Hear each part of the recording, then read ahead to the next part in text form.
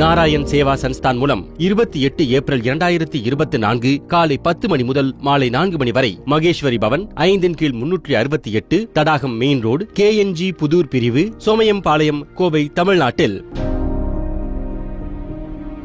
பிரம்மாண்டமான நாராயண் இலவச மூட்டு மற்றும் காலிப்பர் அளவீட்டு முகாம் நடத்தப்பட இருக்கின்றது.